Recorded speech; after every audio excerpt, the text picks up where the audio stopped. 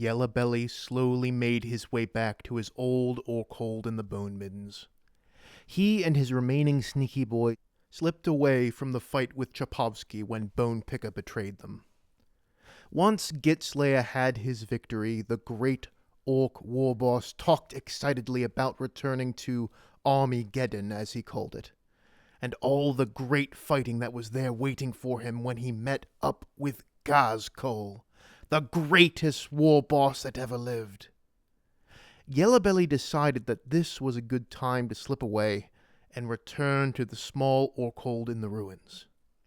He traveled with Scrabblesnick, one of the other pale orcs from the hold. But why? Why not go with the big orcs?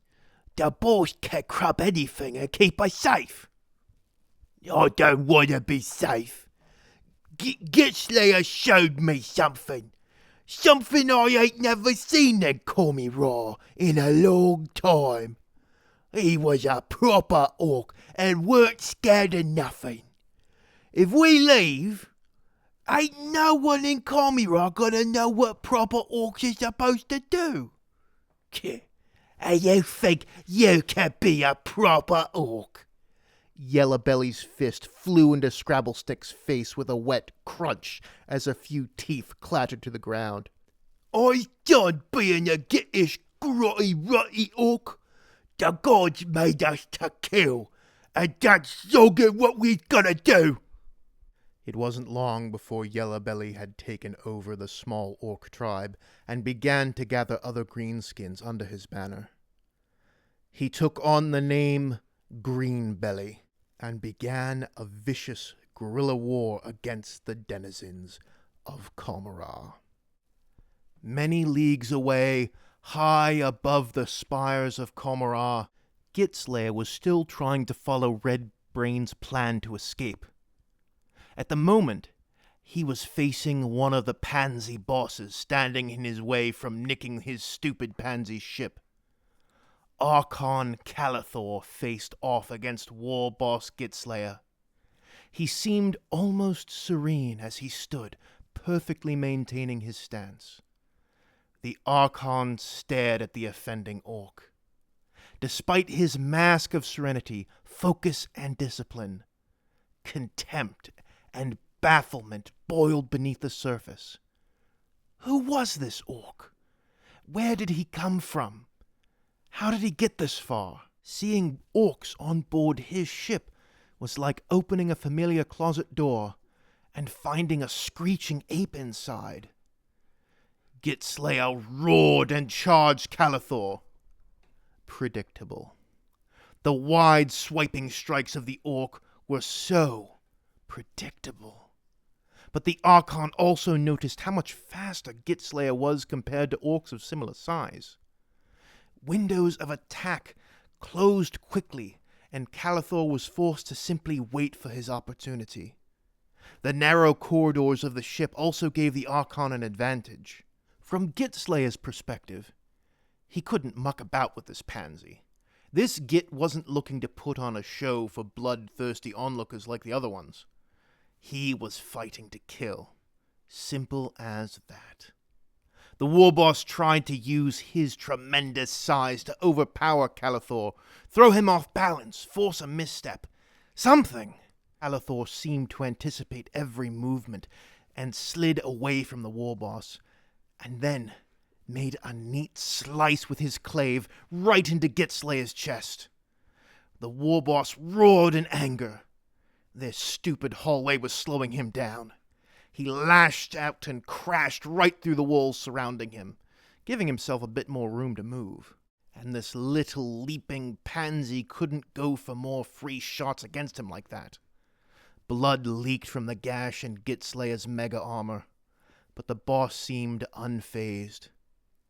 Gitslaya prepared to charge again, and Calathor braced for another reckless assault. The war boss was a Goth, and by nature he was inclined to use gawky solutions above all others. Go in, smash the Git, be done with it. But he had needed to be murky and cunning all the way to get this far. He needed cunning to beat this speed demon pansy. Calathor anticipated the war boss's every movement, and then simply took whatever opening Gitslaya gave him. Wait, that was it. Gitslaya knew what he had to do. He charged forward once more, swinging with chopper and claw. But he had a plan.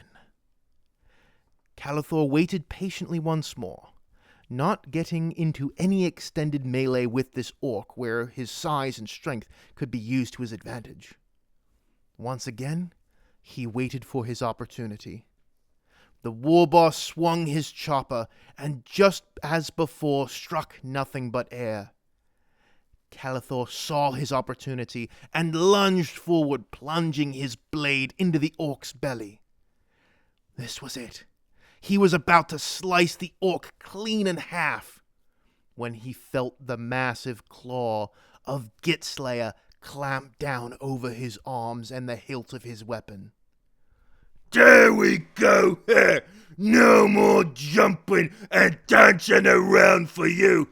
The warboss spat out a wad of blood before pulling Calathor forward and stomping his heavy tank-like boots on the Archon's back, flattening him in one brutal movement and ripping his arms free with his claw.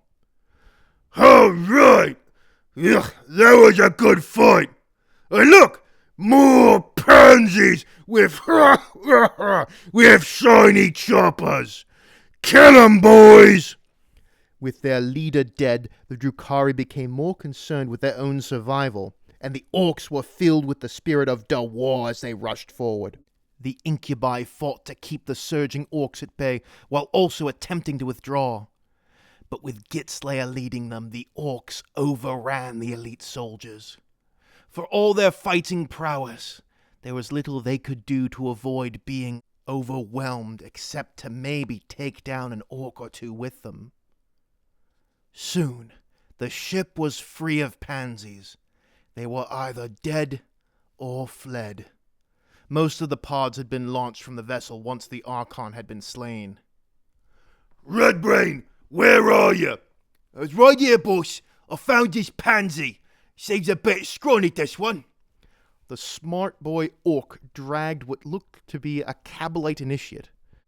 The naked ambition that usually filled his eyes was now replaced with fear, and a low cunning, and a need to survive.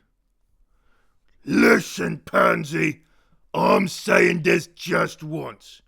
You get us out of Commorragh, and I won't feed your soul to them demon gits you lot is so scared of. You fly us to wherever the Zorg the exit is, and we make sure you land safe and sound. Yeah, trust me, I've got a plan. True to his word, Redbrain did have a plan. With the assistance of the last living Cabalite, the orcs were able to pilot the ship in more or less a convincingly pansy-ish way, and were able to make it all the way to the Webway Gate. That's it. This gate will take you to what the Monkey call the Gothic sector. A Gothic sector, eh? I like the sound of that. A whole sector for Goths. There, I helped you. So, I'll just be heading down to the fighter bay and taking my leave. Oh no! Them pansy fighter bombers is staying with us.